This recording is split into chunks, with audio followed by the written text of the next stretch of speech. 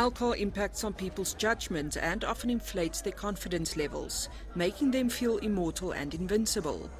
Alcohol also increases aggression levels, as authorities try to decrease the impact of alcohol on society, such as by the proposed ban on alcohol advertising, and as we celebrate Easter, Special Assignment looks at how drinking and driving changes lives.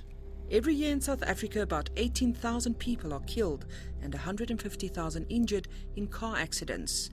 60% of these are caused by drunk drivers. This figure is predicted to rise to 80% by 2020. Many of the victims are under the age of 30. Pedestrians, cyclists, other motorcyclists and runners are especially at risk. Tonight's episode of Special Assignment sheds light on the fatal and devastating consequences of drunk driving.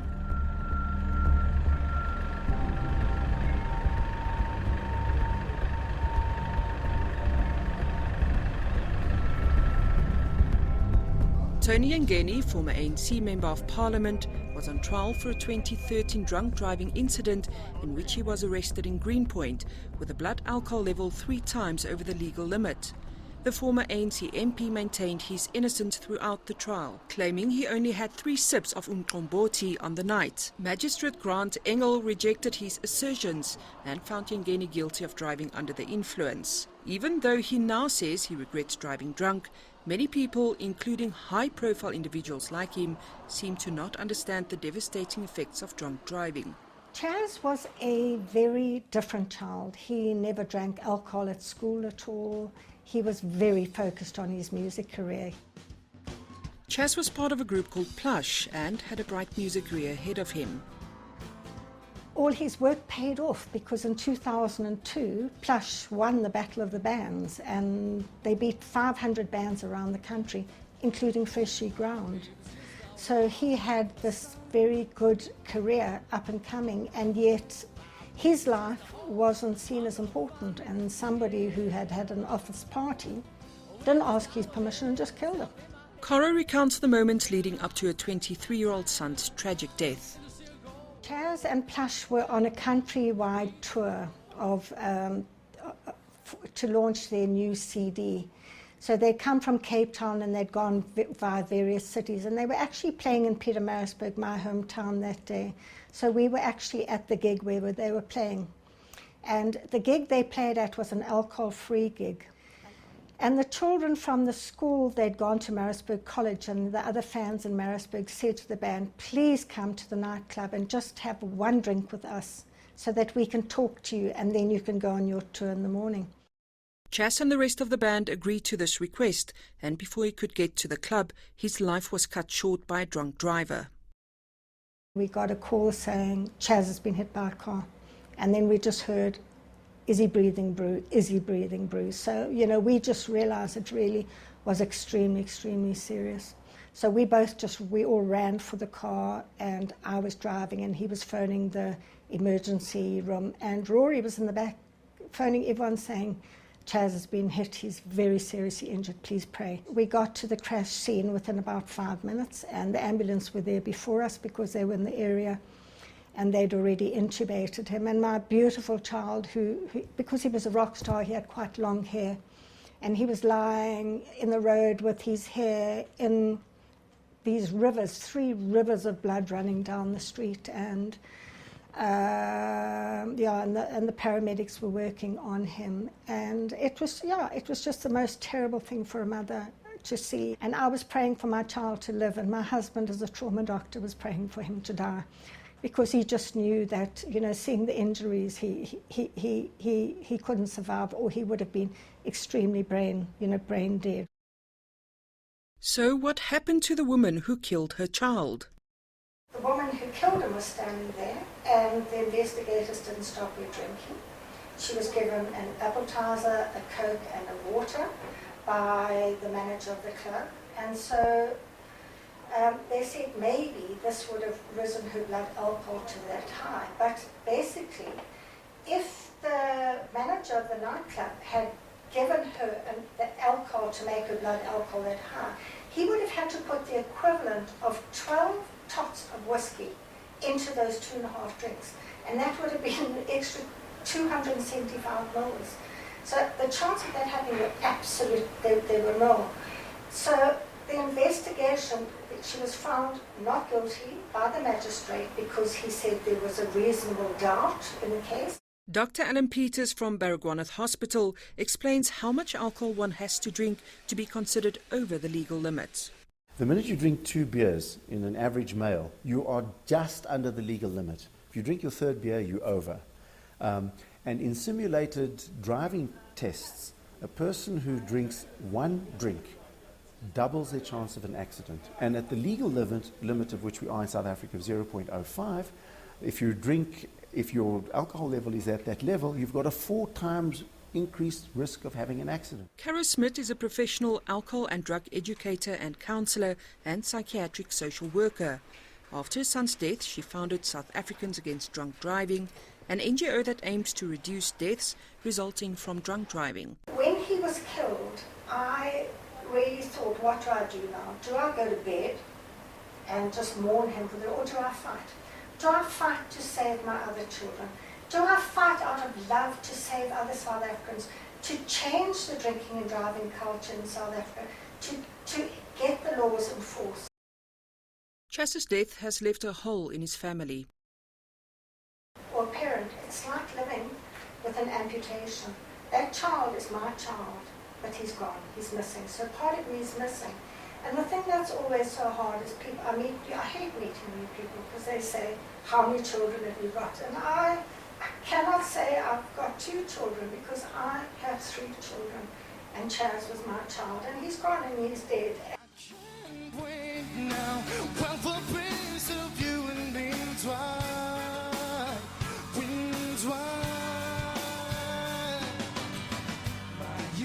Chas is one of the many innocent victims killed every day on our roads, whose stories will never get to be told. Illusions are magnificent.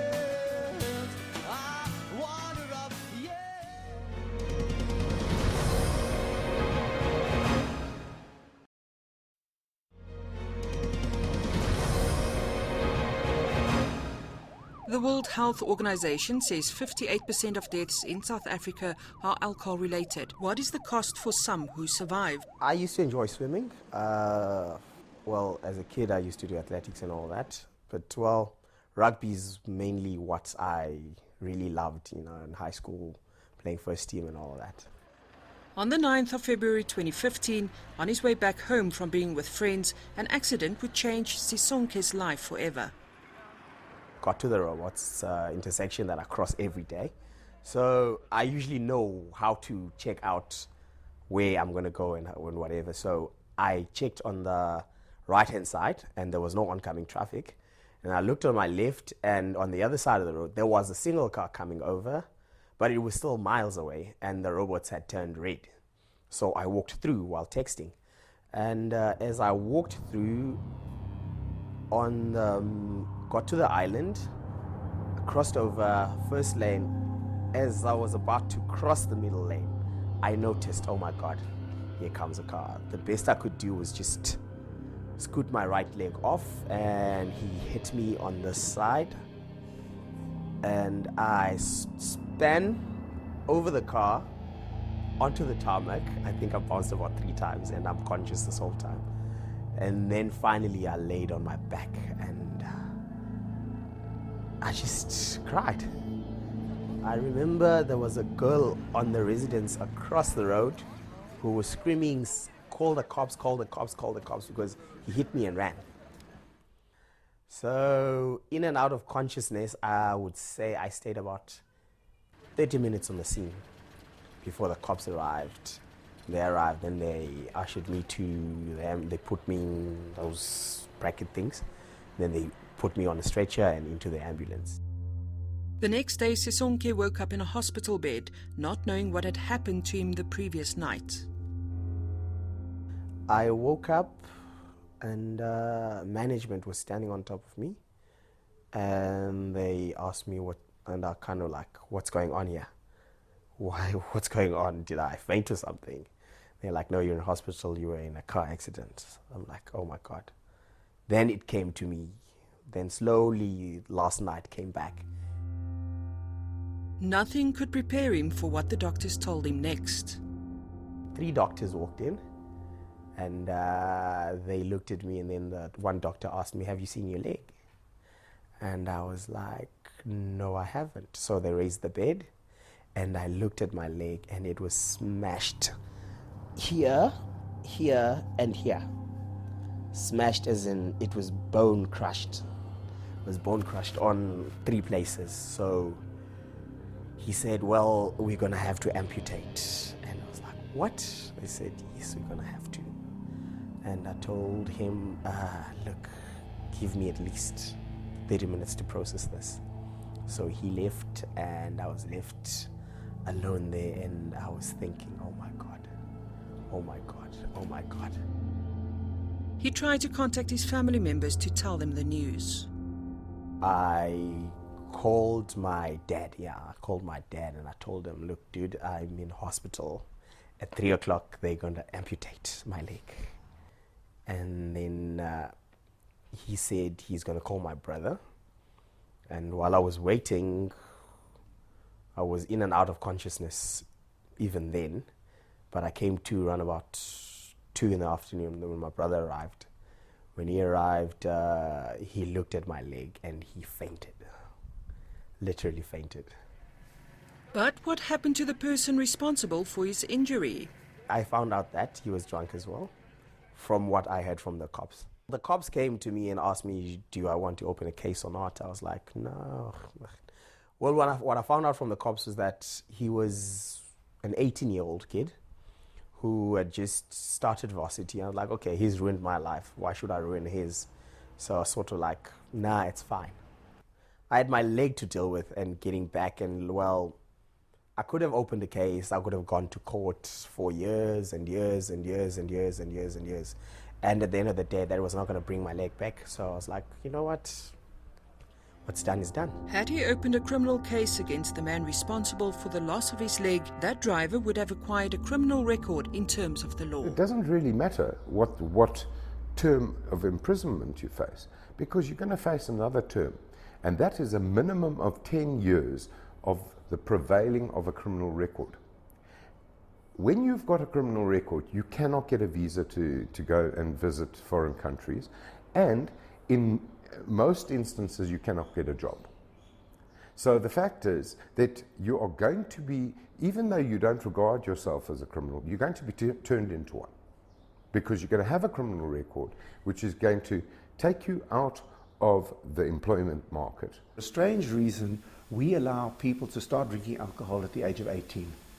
It's at the same time we allow them to have a driver's license. Open your eyes. Open your eyes. Look at me. Look at me. Open your eyes. Okay.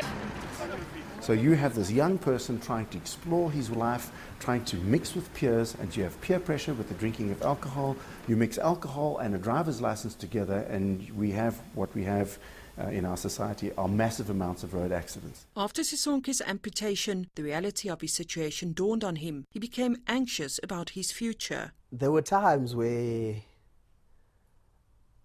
I was like, you know what, my life is over, you know. What pulled me through was my son, because he was there, and he, just looking at him and just thinking that, look, this is not the end of the world. You've got responsibilities, my man. You've got responsibilities. How old's your son? He's 7. He's 7. So he's the one who actually pulled me through, you know. He kept, whenever they came to visit, you know, he was naughty, kept on making me laugh and all of that. But even then, I wasn't sad. I wasn't the sad person who was like down, gloomy and all of that. I was just, all right. Well, I was on morphine half the time, so. After 6 months at home, he returned to work. There, things started to change for the better. He met a co-worker who would later become his life partner and a great source of support for him. Actually, I met her after the accident. I met her after the accident. I think it was my first day back at work, yeah. She works there as well. I fell into a trap of, after facing reality, I went heavy into the bottle. And she was the one who said, you know what, this is not good for you, you know, come back, you know. And she said to me, look, man, okay, you don't have a leg. At the end of the day, it's not the end of the world. You have me now. I'm here for you. Look, I'm going to stop drinking just for your sake. I'm going to show you that it's possible, you know. So she quit drinking and she tried. And I reduced my consumption very much. Hit the bottom because if you look. Sisonke managed to find a way to cope with the grief of losing his leg by consciously changing his life and his attitude towards it. If you can't change something, you just need to live with it, adjust and adapt to whatever situation you're in, and just try and make the most of it. And I think if you go that route, you'll never go wrong. You'll never go wrong with life.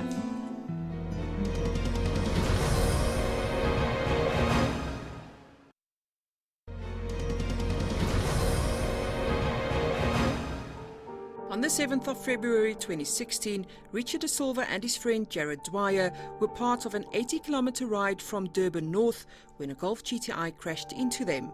They were flung 20 metres ahead of their fellow cyclists. Both men died on the scene. So on that fateful day, it just irrevocably changed my life and his family's life, and the same for Jared. Jared was a cycling buddy, and we were quite close to him. I was a little ahead. I was phoned to return, and I was told, because I was insistent, I want to know what's going on. By the time I returned, and I was like a beast on my bicycle just to get to the scene, and in my mind I was just like going over, no, he's just unconscious, or he's just in a coma. But when I arrived there, nothing could prepare me for what I was about to see. I threw my bike down and I walked across to the other side of the road, and there was this man who killed both Richard and Jared. But what got me immediately is the blind of my eye that I didn't want to look at, because I didn't want to face that reality. And those two silver blankets is burned into my mind. If you look at the crash where the two cyclists were killed in Durban, Jared and Richard, the man who killed them just drove straight into them. He didn't see them, and he killed them. His breath was smelling of alcohol. He admitted he'd come from a pub. The people with him said he'd come from a pub. Richard's partner Sonia lost her best friend and soulmate. My soulmate has been taken away from me, my best friend. And from there to just get to the realization, I'm now going to take my bike, put it back onto the back of the bakkie and come home, but alone. Out of something so senseless that could have been totally avoided. And it could have been more people in its wake if Richard and Jared was a little bit closer. In a way, they've protected not for more riders to be taken that morning. It's just sad because, you know, a lot of the guys, I just haven't been able to get myself back on the bike. I see Richard in my mind's eye when I'm riding. When I did the August, even though he wasn't there, I had to stop a couple of times. I didn't ride it for speed, I just did it for tribute. But in that, I had to stop a couple of times because emotion was just overwhelming me.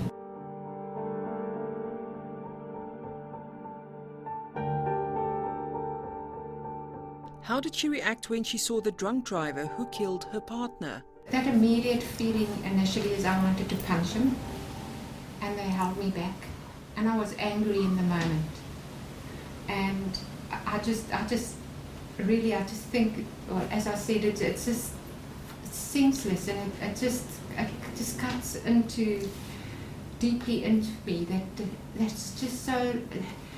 It could have been totally avoided, and it's just a bad story for everyone.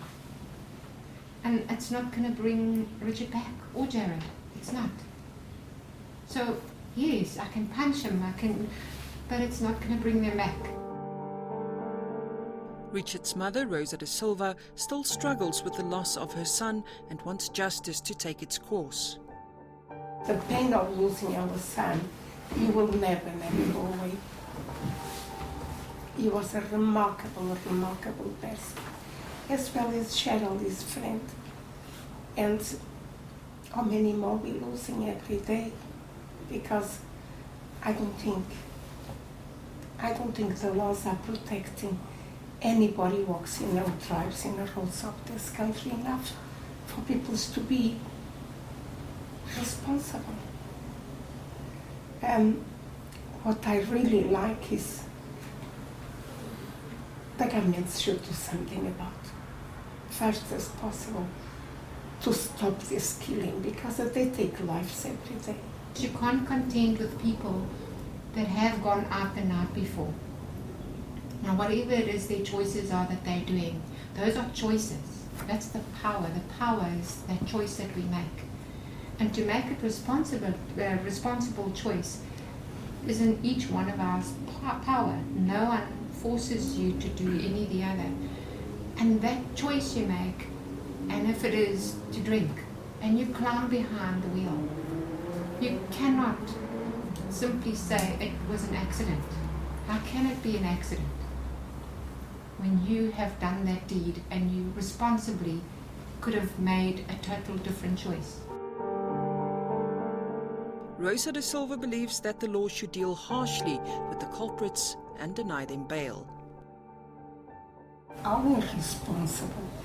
You're drinking in a bar from 7 o'clock in the night until 4 o'clock in the morning the next day, and you get on your wheel with 3 friends, and you're driving in a freeway at 4:45 in the morning.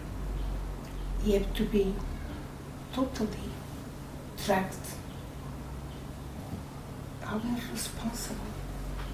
And the courts give this man a bail, and we still not had no news from the court what's going to happen. And we carry on every day with this horrified pain. The family says it's looking forward to the day when Richard's killer is convicted. I'm hoping that he does get a sentence.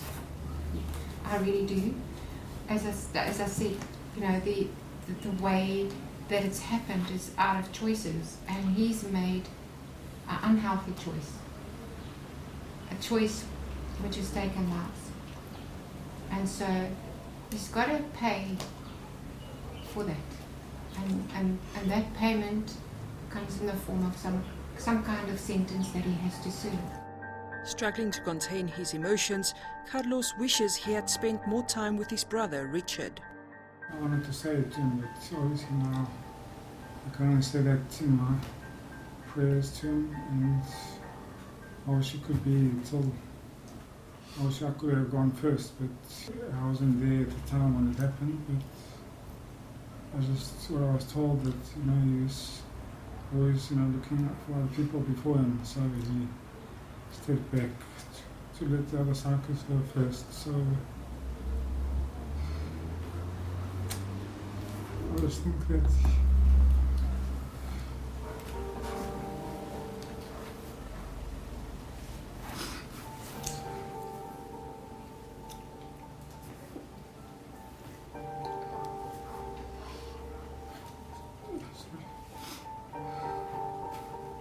I thought this family could be a bit stronger, but I am so deeply sorry. He was a light in our life, and he was very, very kind. Richard had this kindness heart where he could put everybody before him. Emergency Services spokesperson Robert Mulawuti is often at the scene of accidents. He still cannot get used to the horror of such crashes. Before we become paramedics or emergency services personnel, we're also human beings. We are fathers, we're brothers, we're uncles. The incident do affect us, you know, and of course, when we realize that maybe someone has been involved in an accident and has been intoxicated, we make sure that you know, our colleagues from JMPD deals with that person. But of course, individually, so we will have to deal with it, you know, individually, so as to that incident could have been avoided. He recalls one of the worst accidents he has responded to. There have been a lot of accidents where, you know, especially young, which involve young children. maybe a child is driving with the parents and then they end up dying, all of them. Yeah, those are the incidents which I will never, personally as an individual, I will never forget them. Sometimes the people who causes this accident, they don't get a chance to see, what they have done, because maybe even themselves, they end up losing their lives, So it's very important for motorists out there not only to drive maybe safely during the holiday period.